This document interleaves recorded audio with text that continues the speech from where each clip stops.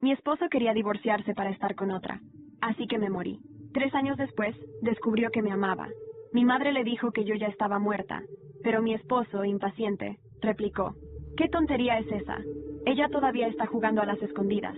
Olivia se está muriendo. ¿Qué tiene de malo querer estar con ella en sus últimos días? ¿Por qué Emilia está siendo tan egoísta? Dile que si no sale, voy a cortarle los gastos médicos, vieja. Estaba tratando de usarme para obligar a mi madre a revelar mi paradero. Lo que él no sabía era que mi madre había renunciado al tratamiento hacía mucho tiempo. Ella seguía viva solo para ver el arrepentimiento de mi esposo. Naturalmente, no podía divorciarme de Jack como él esperaba. Unos días después, él cortó todos los gastos médicos de mi madre. Mi madre era mayor, con problemas cardíacos graves, además de presión alta, diabetes y varias otras enfermedades.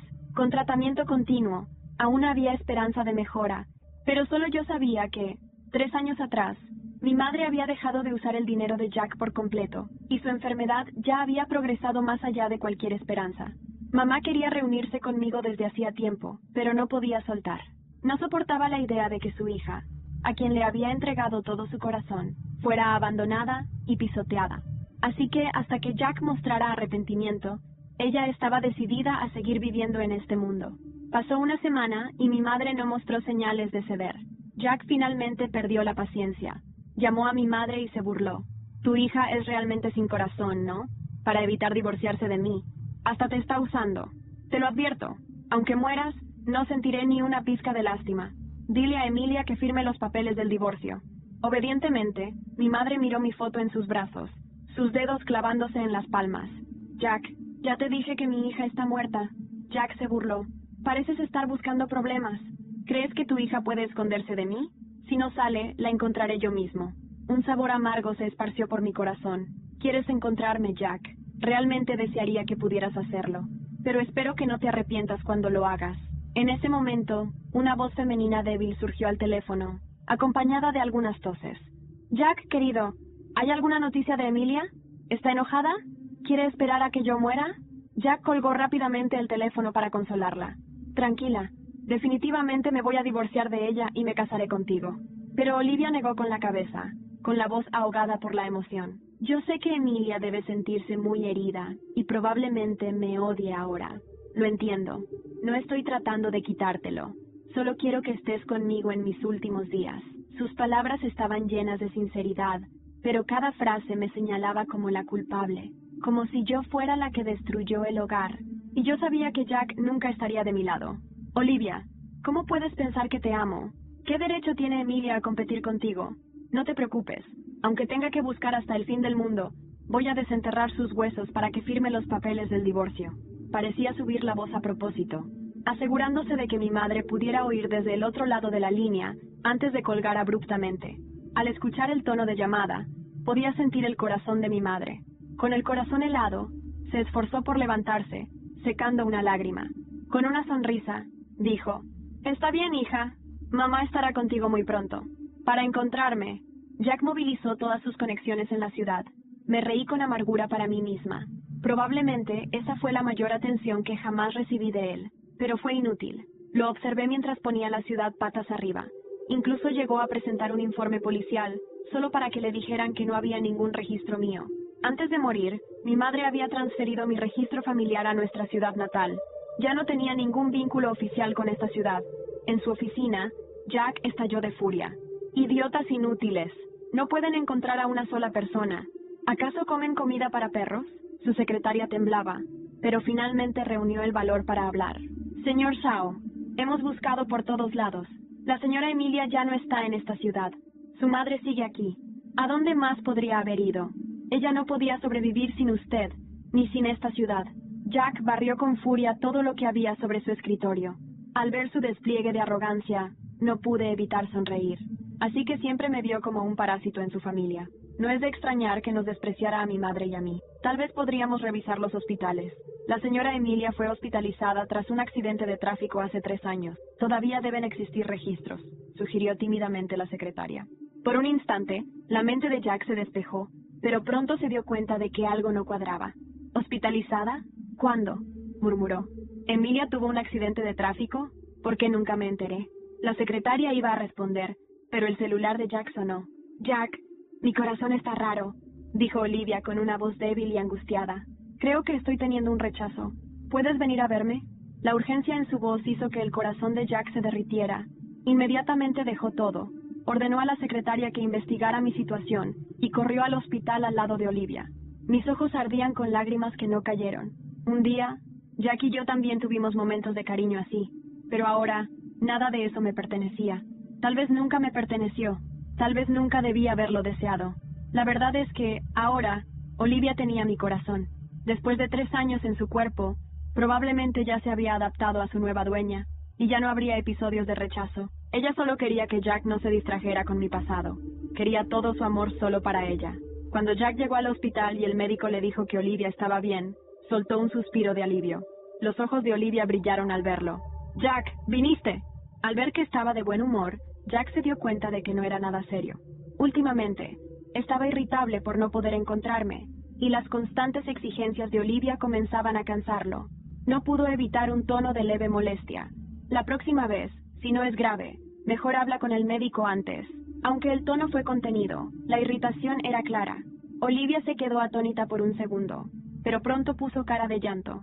«Jack, es que estaba tan sola aquí en el hospital, y te extrañaba tanto. Últimamente solo piensas en encontrar a Emilia. Ya casi no vienes a verme. No me quedan muchos años de vida.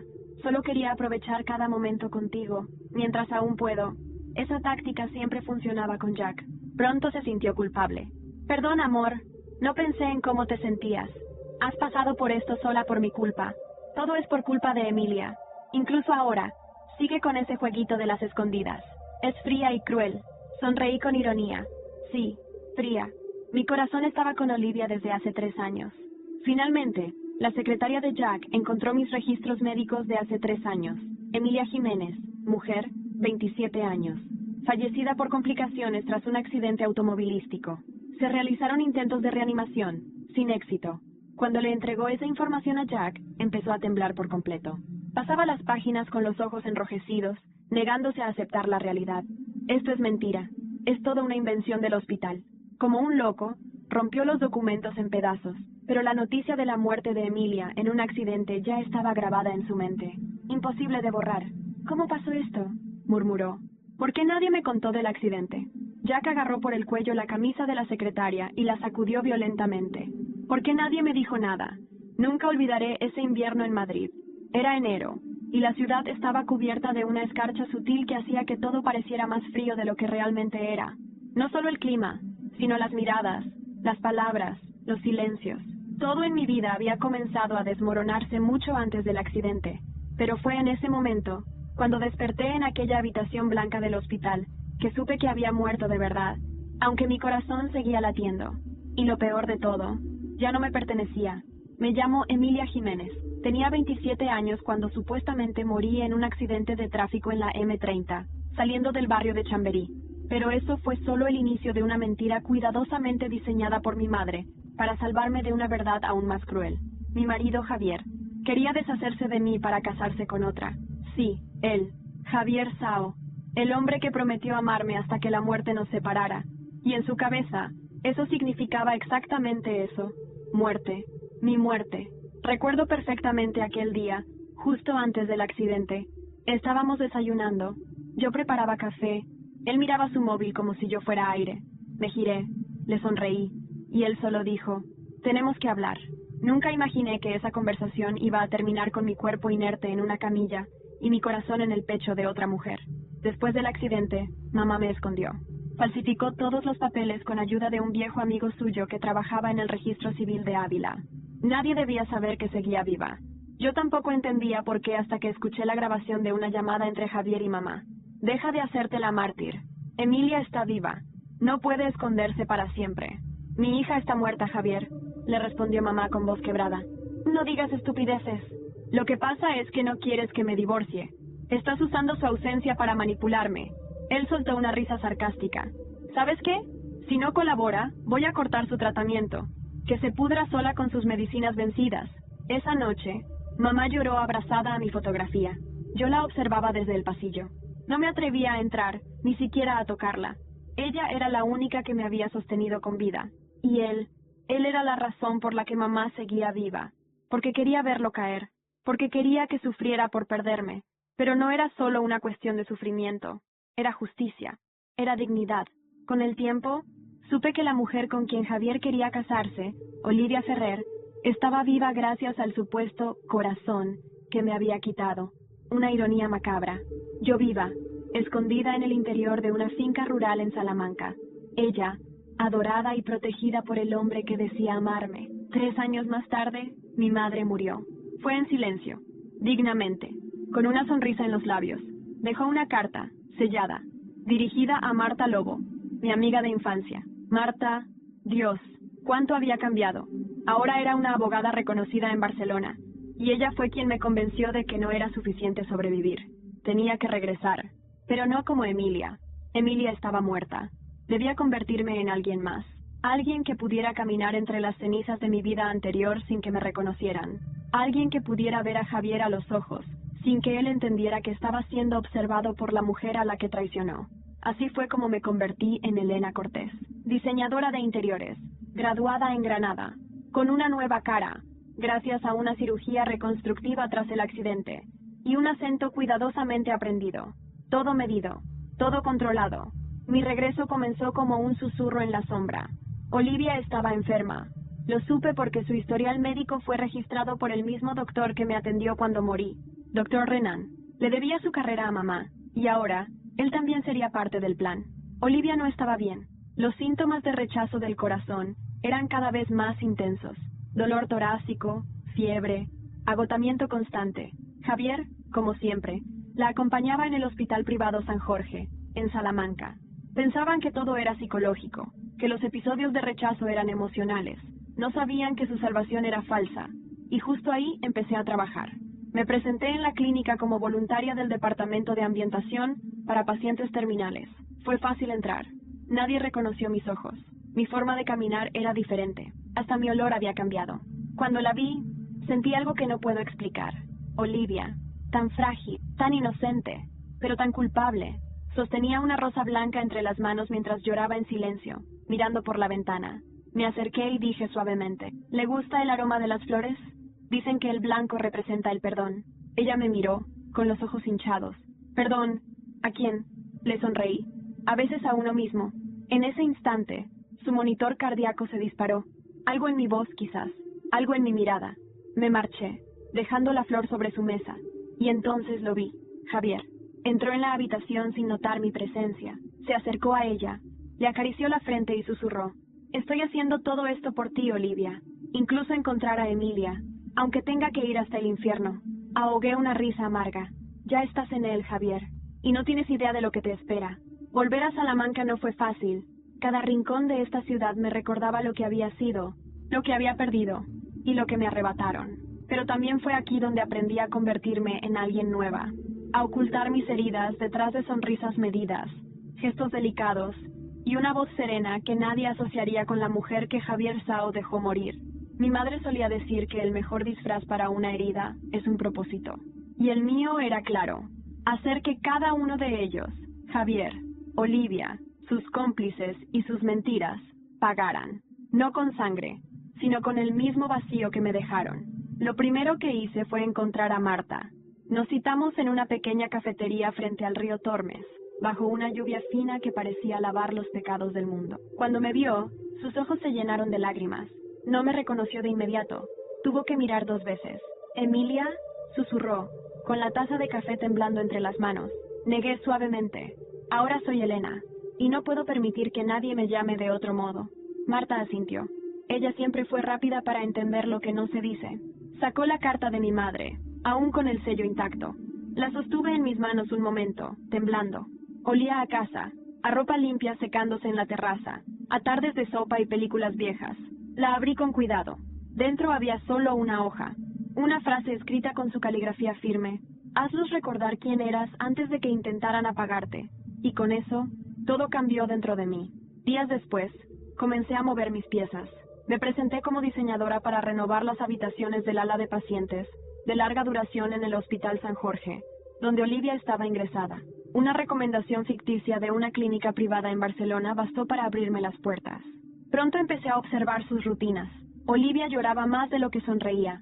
Javier aparecía a veces en la mañana, otras al final del día, con ese gesto de culpa que intenta disfrazarse de compasión. Pero yo veía más.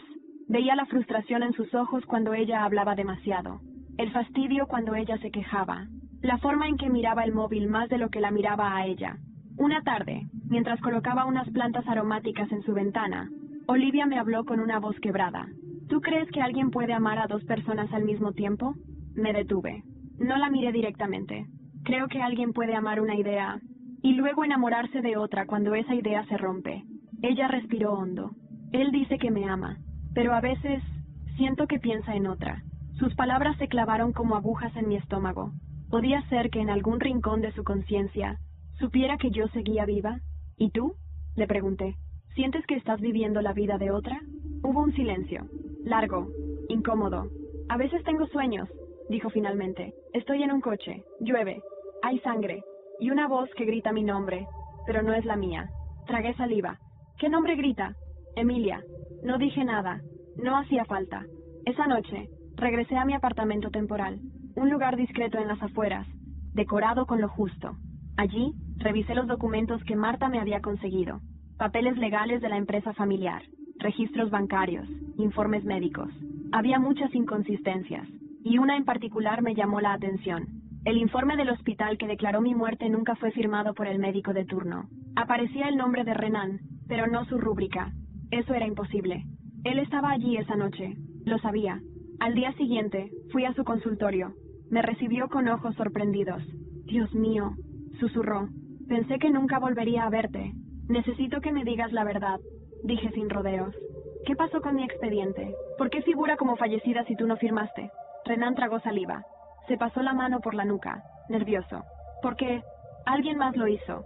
Fue una orden directa, desde arriba, desde el despacho de Javier. ¿Javier? Él pagó para cerrar tu caso, y no fue el único. Lo miré, con el corazón latiendo en las sienes. ¿Quién más estuvo involucrado? Renan bajó la voz, cerró la puerta, se acercó, susurrando. Tu accidente. No fue un accidente. No pude respirar. ¿Qué estás diciendo? Tus frenos fueron manipulados por alguien dentro del taller de confianza de Javier. Un frío mortal me recorrió la espalda. Me sostuve del escritorio para no caer. Renan continuó. Pero eso no es todo. Hay algo más que necesitas ver. Sacó una carpeta vieja con marcas de humedad. Dentro había una copia de un audio, grabado 3 días antes de mi accidente. Era la voz de Javier. Si Emilia muere, será más fácil. No podemos seguir esperando. Olivia no tiene tiempo. Solté la carpeta. Me sentí vacía, como si mi cuerpo se hubiera ido y solo quedara mi sombra. Te lo advertí, dijo Renan. Esto no fue casualidad. Fue premeditado. Y entonces, mi móvil vibró. Un mensaje de Marta. Encontré algo en los registros de la notaría. Alguien falsificó tu firma para transferir tus acciones de la empresa. No fue Javier. Fruncí el ceño. Respondí rápido. Entonces, ¿quién? Pasaron segundos eternos antes de que llegara la respuesta. Tu padre. La idea de que mi padre estuviera involucrado en todo esto no era algo que estuviera preparada para procesar. No él, no Alberto Jiménez, el hombre que solía levantarme en sus hombros cuando la feria llegaba a Salamanca, que me enseñó a andar en bicicleta en el parque de la Alamedilla, que me decía, cada vez que tropezaba, una mujer fuerte se levanta sola, pero una sabia espera el momento justo. Y aún así, ahí estaba, su nombre, su firma falsificada, o mejor dicho, escrita con su propia mano como si yo no importara. En los documentos de cesión de mis acciones, yo había heredado parte de la empresa de mi abuelo, una inmobiliaria que se expandió gracias a los contactos empresariales de Javier. Pero mi parte no era simbólica, era sustancial. Mi madre siempre sospechó. Nunca lo dijo abiertamente, pero había una tensión silenciosa entre ellos que nunca entendí de niña. Ahora todo tenía sentido. Llamé a Marta y quedamos en su despacho. Estaba en una oficina sobria en el centro de Barcelona, con vista a la Sagrada Familia. Ella me recibió con un abrazo que me sostuvo como si el mundo entero fuera a desmoronarse. ¿Estás segura de que quieres seguir adelante?, me preguntó. Asentí sin dudar. No he llegado tan lejos para quedarme a medias. Ella sacó un archivo digital y me mostró el historial del documento. No solo había sido firmado por mi padre, sino también legalizado por un notario ya fallecido. Todo perfectamente encubierto. Esto fue orquestado desde dentro, murmuró Marta. Y no solo para beneficiar a Javier, sino a alguien más. ¿Quién? Tu padre abrió una cuenta en Andorra a nombre de una sociedad ficticia. Y adivina qué, parte de tus activos fueron transferidos allí justo después del accidente. Mis manos se apretaron, respiré hondo. ¿Cuánto? Casi 1,5 millones de euros. No dije nada. No podía. El aire se me escapaba como si todo el edificio estuviera colapsando sobre mis pulmones. ¿Dónde está ahora? Pregunté. Sigue en Salamanca. Vive con su nueva pareja, Ana, y sigue trabajando como asesor legal para el despacho de Javier. Claro, todo quedaba en familia. Volví a Salamanca esa misma noche. No podía esperar. No podía dormir. Lo encontré saliendo del despacho. Su cabello más gris, su paso más lento, pero con ese aire arrogante que nunca perdió. Me acerqué vestida como Elena, y lo saludé con una sonrisa. Perdone, ¿don Alberto Jiménez? Sí, soy yo, respondió, amable pero distante. Soy Elena Cortés. Estoy trabajando con Javier en un proyecto de remodelación. Me encantaría contar con su asesoría para unos temas legales. Su expresión cambió al oír el nombre de Javier. Se volvió más interesado, casi servicial. Claro, encantado. ¿Nos reunimos mañana? Prefiero esta noche. Es urgente. Dudó. Luego aceptó. Le pedí que fuéramos a una cafetería discreta. Pedí 2 cafés, y mientras él hablaba sobre contratos y traspasos, puse sobre la mesa la copia de la firma. Se quedó en silencio, los ojos clavados en el papel. ¿Qué es esto?, preguntó, aunque lo sabía perfectamente. Eso quiero que me diga usted. Me miró, fijamente. ¿Quién eres tú? Soy la hija de la mujer que traicionaste, la mujer que enterraste viva. Hubo un largo silencio. Me observó con una mezcla de horror y reconocimiento. Las manos le temblaban. No puede ser. Sí, padre. Estoy viva, y he venido a por todo. Intentó justificarse. Me habló de presiones, de deudas, de amenazas de Javier. Tu madre me chantajeó, exclamó. Me dijo que sabía cosas, que si no cooperaba. ¿Y qué hiciste tú? ¿Me vendiste por dinero? Fue por protección. Fue por cobardía, grité. La gente en la cafetería nos miró, pero no me importó. Me levanté y arrojé los papeles al pecho. Has perdido tu hija para siempre. Salí sin mirar atrás. Esa noche volví al hospital. Olivia dormía. Javier estaba a su lado, sujetando su mano con una expresión ausente. Me acerqué despacio, dejando una carpeta en el escritorio de la habitación. Dentro había los documentos legales que Marta y yo habíamos preparado. Una notificación de investigación judicial por apropiación indebida y fraude empresarial. Justo cuando me iba, Javier se levantó para ir al baño. Me cruzó en el pasillo, me miró, y por un segundo titubeó. Algo en mis ojos, en mi postura, lo incomodó. ¿Nos conocemos?, me preguntó. Sonreí. Tal vez en otra vida. Él asintió distraído y siguió su camino. No sabía que esa otra vida estaba a punto de alcanzarlo. Cuando regresé a mi apartamento, encontré una carta sin remitente debajo de la puerta. Abrí con cautela. Dentro había una única frase escrita a mano. Si sigues cavando en el pasado, vas a encontrar algo que no podrás enterrar. Y una fotografía de mi madre con Renan, abrazados, felices. Esa noche no dormí. Me quedé mirando la fotografía durante horas, como si los rostros en papel fueran a explicarme lo que yo no podía comprender sola. Mi madre y Renan, en la playa de San Juan, en Alicante, sonreían, abrazados, como 2 personas que se conocían muy bien, demasiado bien. Volví a mirar la nota. Si sigues cavando en el pasado, vas a encontrar algo que no podrás enterrar. ¿Qué demonios significaba eso? ¿Renan y mi madre tenían una relación? ¿Una historia? ¿Un secreto que también me habían escondido? A la mañana siguiente fui al hospital sin desayunar. El estómago me quemaba, pero no era hambre, era rabia, era incertidumbre. Renan me recibió con cara de cansancio. Llevaba la bata desabrochada y los ojos hinchados. Tenemos que hablar, le dije, entrando directamente en su despacho sin pedir permiso. Emilia, Elena, lo corregí. Él cerró la puerta. Él suspiró. Se sentó frente a mí. ¿Qué quieres saber? Saqué la foto. La puse sobre la mesa. ¿Esto es real? Renan la miró, y durante un instante sus ojos se llenaron de nostalgia. Tu madre y yo nos conocimos en la universidad. Fue antes de que ella conociera a tu padre. Estuvimos juntos unos años. Íbamos a casarnos. ¿Qué pasó? Tu abuelo no me aceptaba. Yo no tenía recursos. No era de buena familia. Y entonces apareció Alberto, tu padre, rico, educado, prometedor. ¿Y ella te dejó por él? No, fue él quien nos separó. Hizo que me expulsaran de la universidad con una acusación falsa. Chantajeó a tu madre. Dijo que arruinaría su vida si no se alejaba de mí. Y después de tantos años, Renan asintió. Nos reencontramos en el hospital cuando tú ingresaste. Ella vino a buscarme. Dijo que necesitaba un favor, que confiaba solo en mí.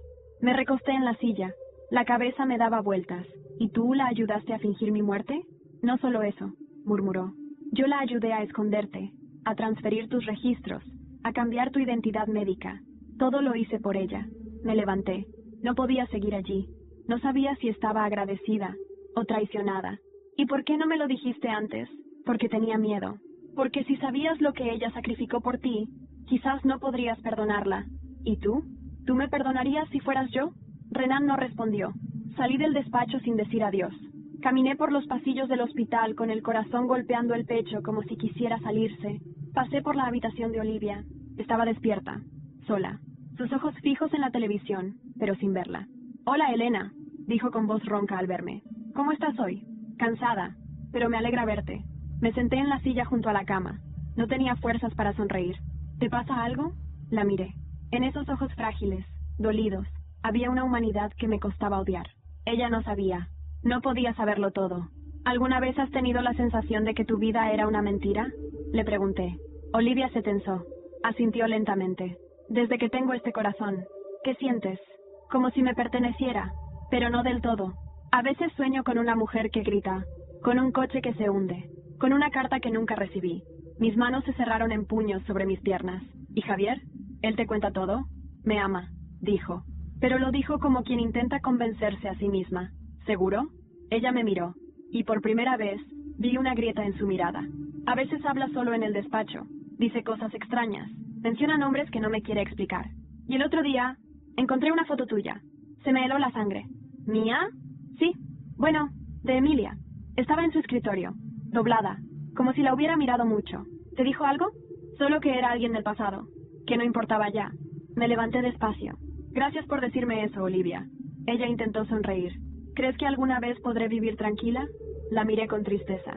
Depende de cuánto estés dispuesta a descubrir sobre ti misma. Esa misma noche volví al despacho de Marta. Ella me esperaba con una expresión grave. Tenemos un problema, dijo antes de que yo dijera una sola palabra. ¿Qué pasa? Los movimientos de tu padre en la empresa han sido bloqueados. Pero Javier ha movido fondos a otra cuenta. Hay alguien que lo está ayudando desde dentro. Alguien que sabe tus pasos. ¿Quién? No lo sabemos aún. Pero hoy llegó esto por correo.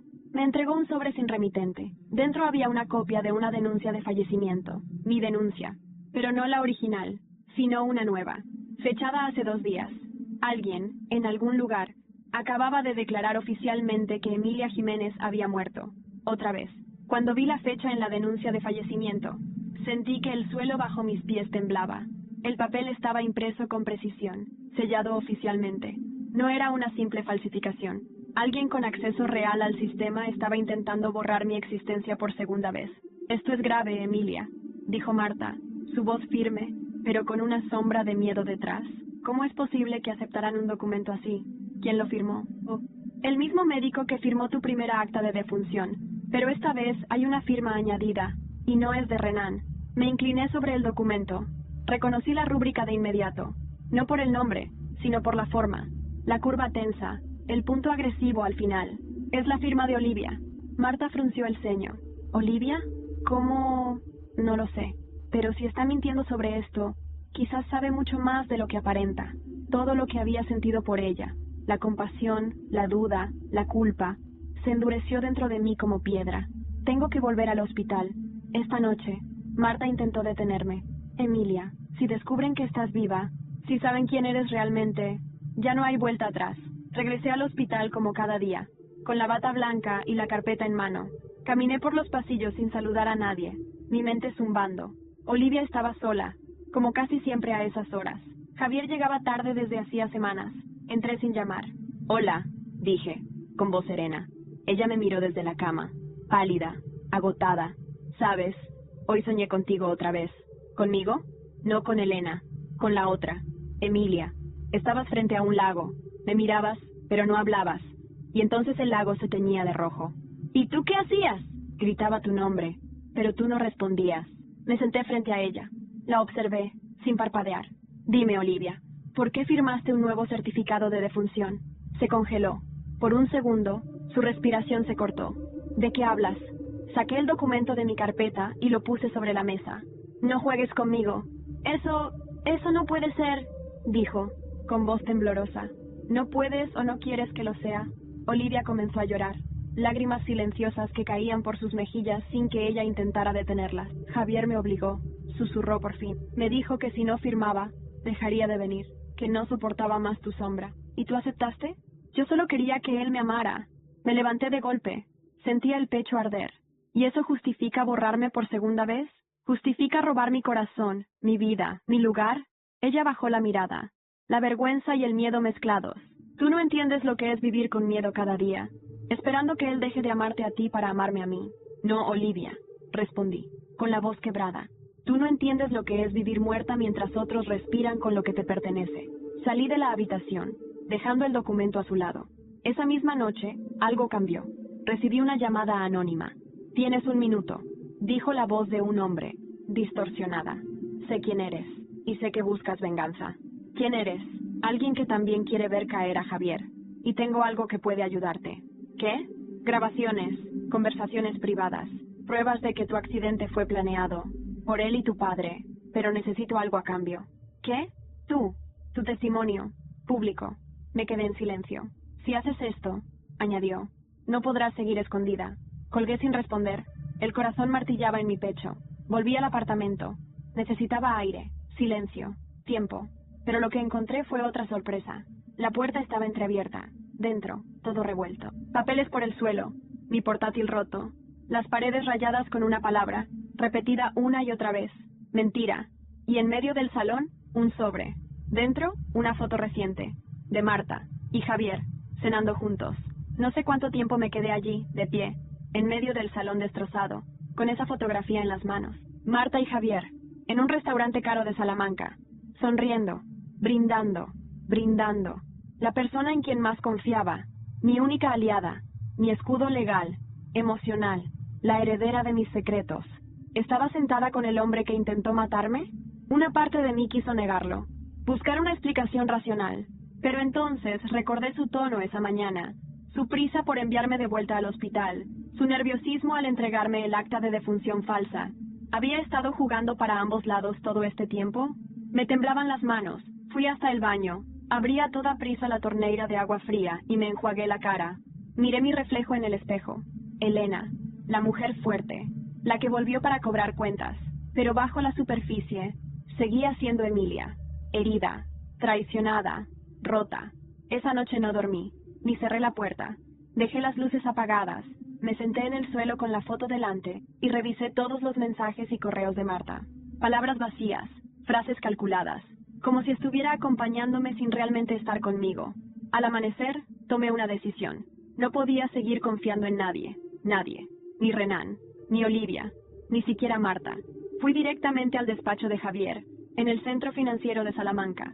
Me presenté como Elena, con una excusa de revisión de interiores para su oficina.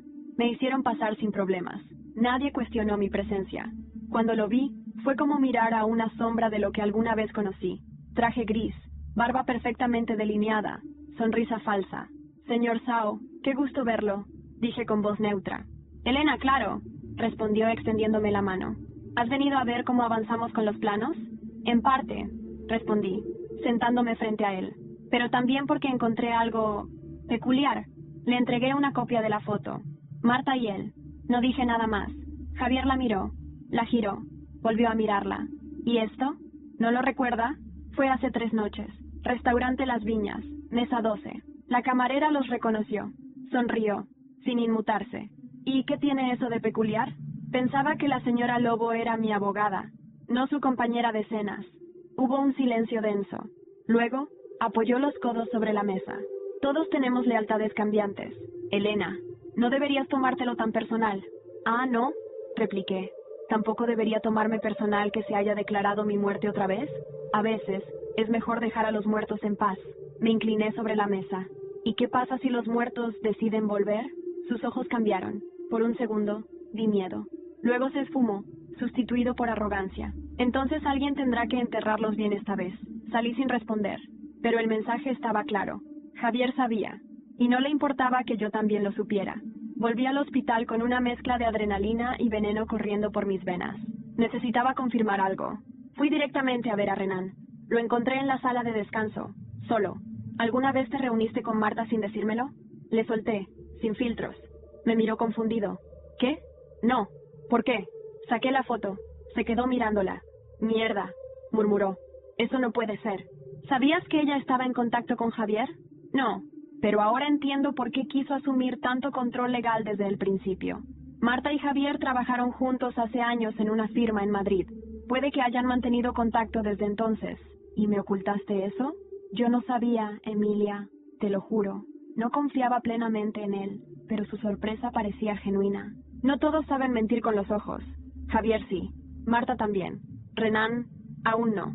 Fui a la habitación de Olivia una última vez esa tarde. Estaba despierta, nerviosa. ¿Pasa algo? Me preguntó. Sí, respondí. Tú. Me senté a su lado. Te dije que tu corazón no era mío, pero no fue por falta de compatibilidad. Fue porque nunca te lo dieron. Ella me miró como si le acabara de lanzar un puñal.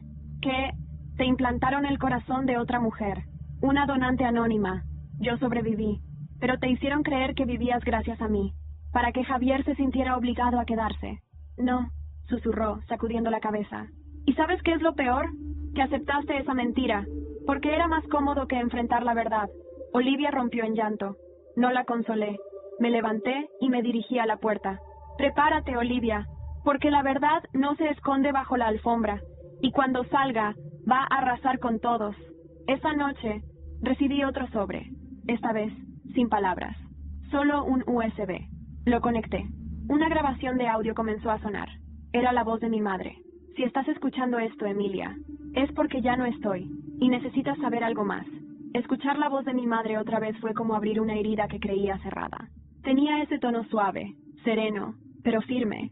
El tono que usaba cuando me decía verdades que no quería escuchar, cuando me consolaba sin esconderme el dolor. La grabación era breve, poco más de 4 minutos, pero cada segundo pesaba como un mundo. Mi niña, si estás escuchando esto, es porque ya no estoy contigo, y eso me rompe el alma.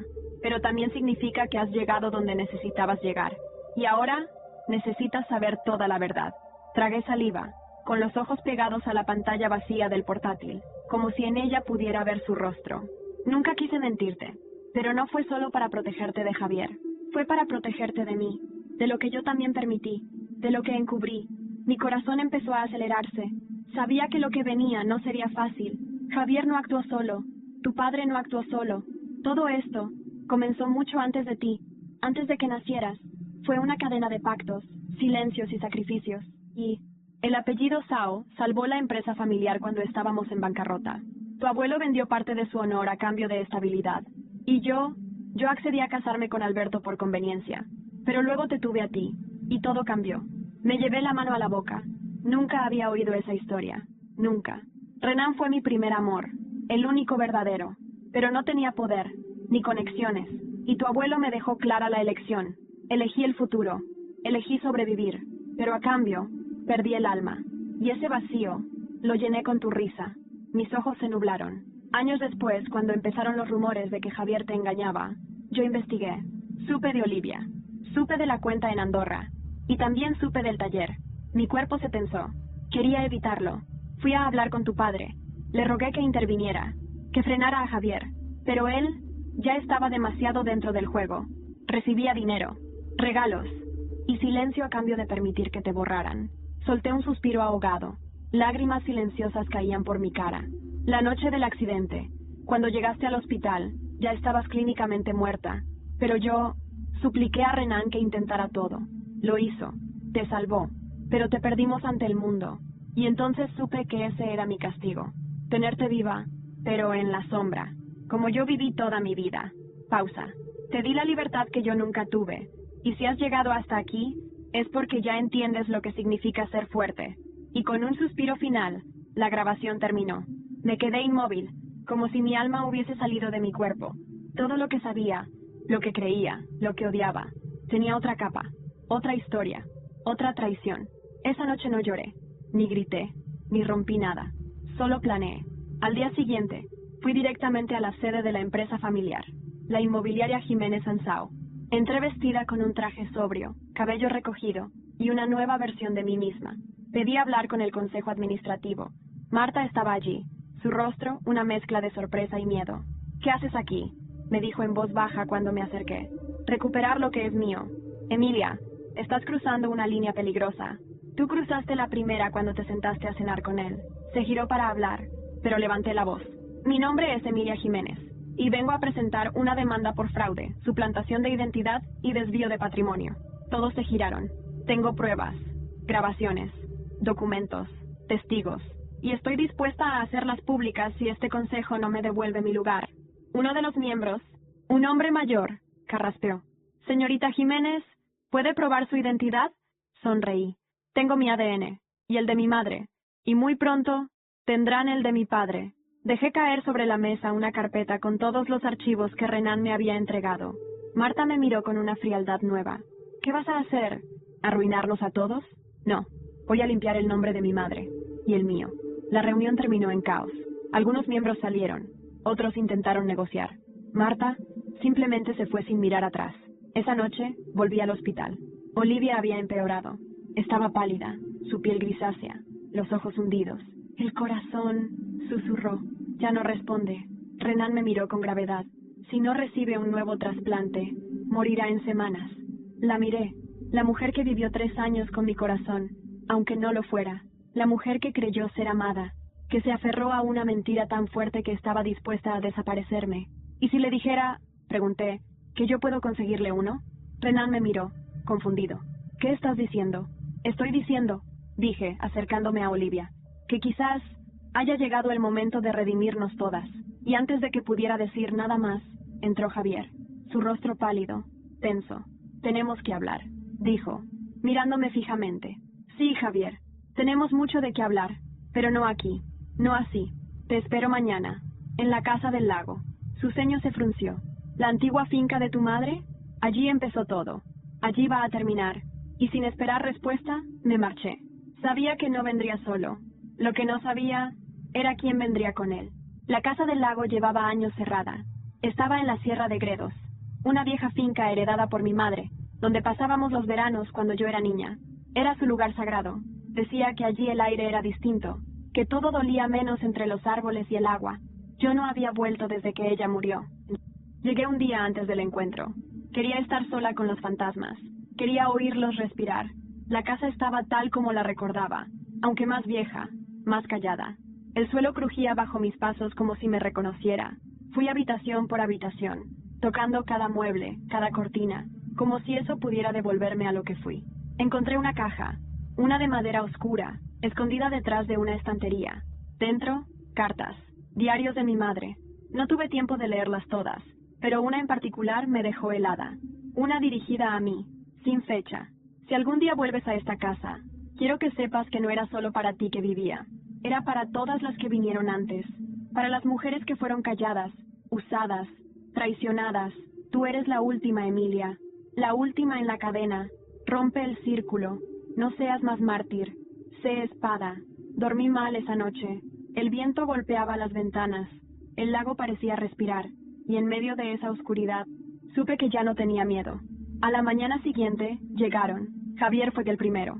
Condujo su coche negro hasta la entrada como si fuera el dueño del lugar. Vestía informal, pero cada paso suyo era arrogancia. No venía solo.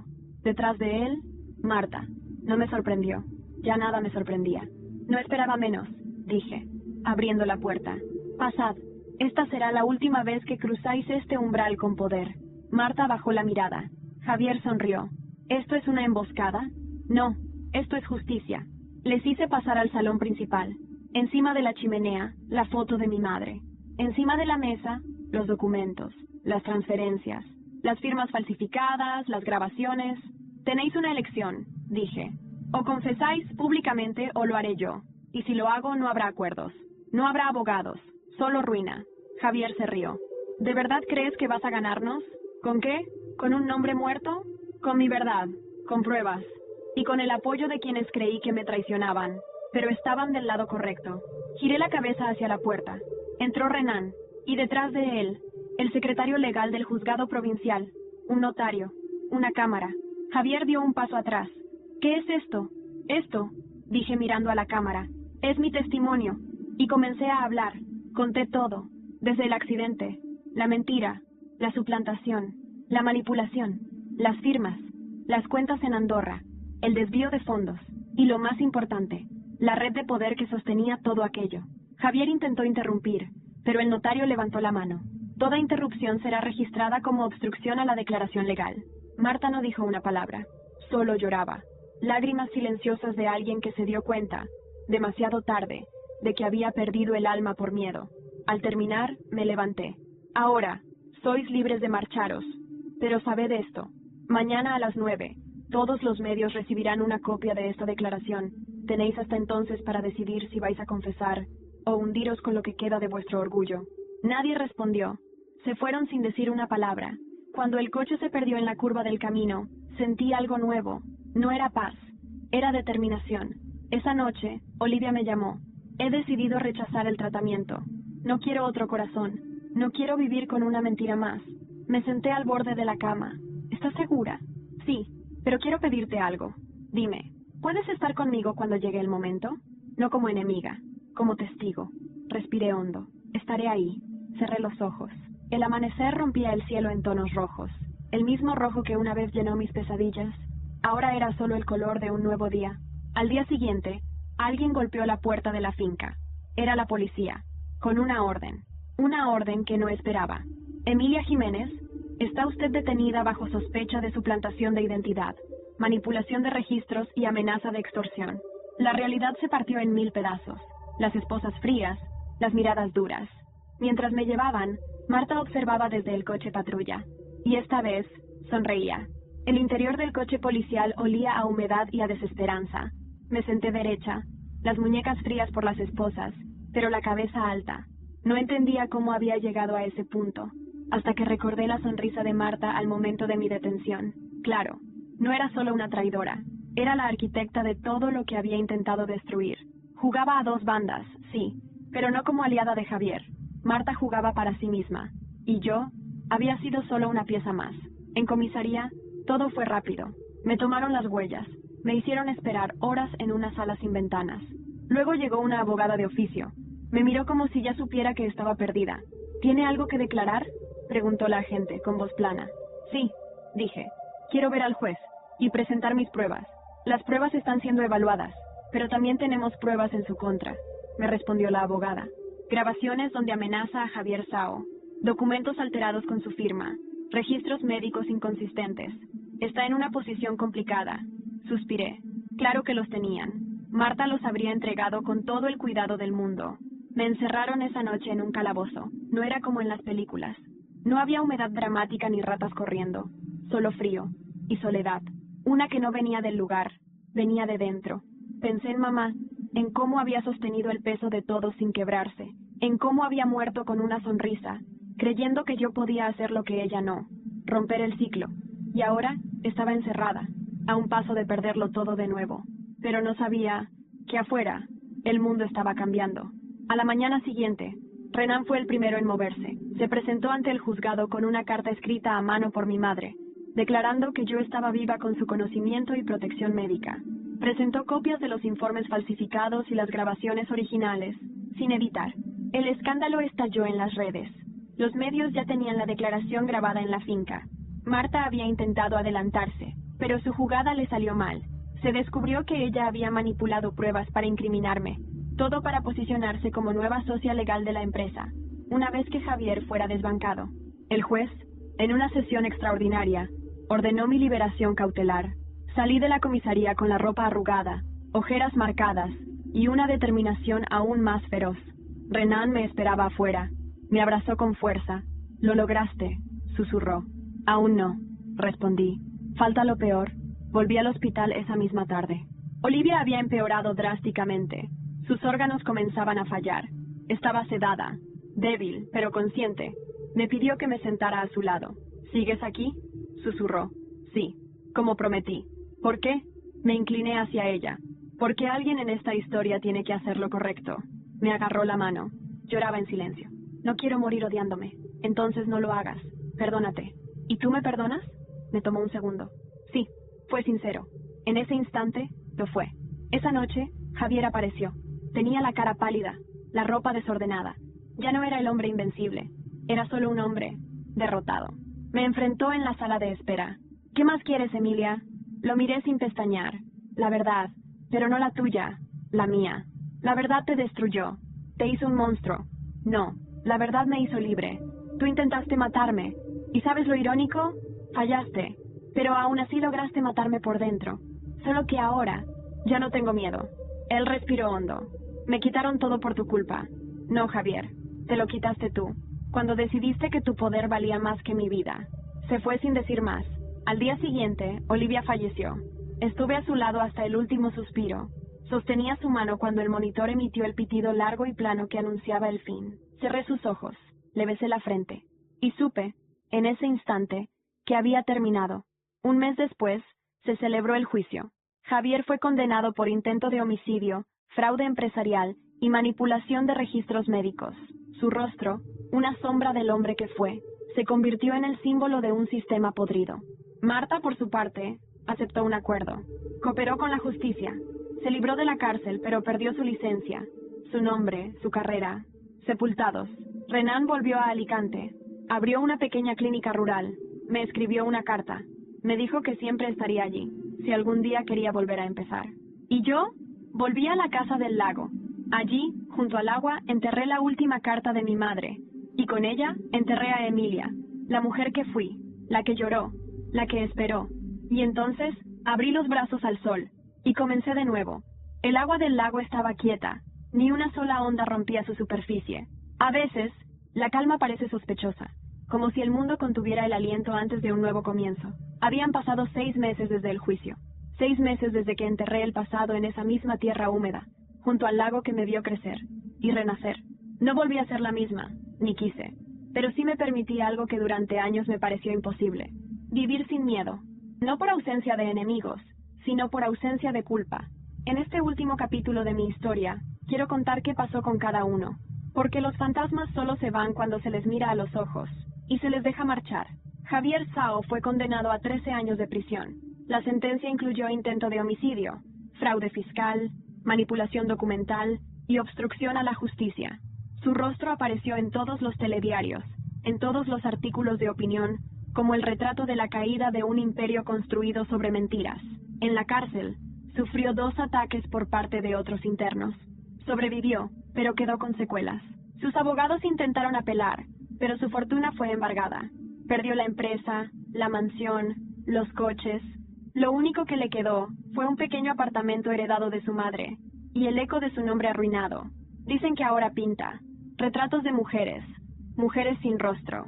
Marta Lobo, por su parte, selló su propia tumba social. Al aceptar el acuerdo con la fiscalía, evitó la prisión, pero fue desterrada del mundo legal. Su licencia fue revocada. Vive ahora en un pequeño pueblo de León, bajo otro apellido. Algunos la ven pasear sola por las mañanas, otros la han oído llorar detrás de las paredes del viejo caserón donde se refugia. Nunca me escribió, nunca intentó explicar su traición, y eso fue su castigo, el silencio eterno. Renan, mi viejo salvador, volvió a su ciudad natal. En Alicante abrió una pequeña clínica para pacientes sin recursos. A veces recibo postales suyas. Una vez escribió: a veces pienso que lo que no pudo ser era exactamente lo que necesitábamos para llegar a donde estamos. Lo entendí, y le respondí solo una vez: gracias por no rendirte, cuando todos lo hicieron. Olivia Ferrer, quizás la más trágica de todos nosotros, fue enterrada en el cementerio de Salamanca, bajo un epitafio sencillo: aquí descansa quien amó con un corazón prestado. Nadie reclamó su cuerpo, pero yo fui. Dejé una flor blanca, no por perdón, sino por compasión. A veces los culpables también fueron víctimas antes. Olivia lo fue, de su enfermedad, de su necesidad, y de un amor que nunca fue suyo del todo. Mi padre, Alberto Jiménez, murió de un infarto 2 meses después del juicio. La presión, la exposición pública, las investigaciones sobre sus vínculos con Javier, todo fue demasiado. No lo vi antes de morir, no fui al entierro. Pero sí recibí una caja de su abogado. Contenía fotos mías de niña, cartas nunca enviadas y una nota escrita a mano. Perdóname por no saber protegerte. Lo guardé. No por él, por mí. Yo me llamo Emilia Jiménez, pero ahora firmo como Emilia Cortés. Cortés, como el apellido de mi madre de soltera. Una mujer que sostuvo un linaje de fuego con manos desnudas. Vivo en Granada, en una pequeña casa con vistas a la Alhambra. Trabajo como escritora freelance. Nadie sabe quién soy. Nadie necesita saber. La paz no está en ser vista, sino en ser libre. De vez en cuando visito la finca del lago. Allí planté un árbol, un almendro. Florece cada primavera, justo cuando los días se alargan y el frío se va. Y cuando lo veo en flor, recuerdo lo que me prometí en esa celda. No volveré a morir por nadie más. Mi vida me pertenece. Y si alguna vez vuelvo a amar, será con la certeza de que ya no soy una sombra, sino luz. Este fue mi infierno, mi guerra, mi renacimiento. Y ahora por fin, cierro este capítulo. Pero no como víctima, como la autora de mi propia historia.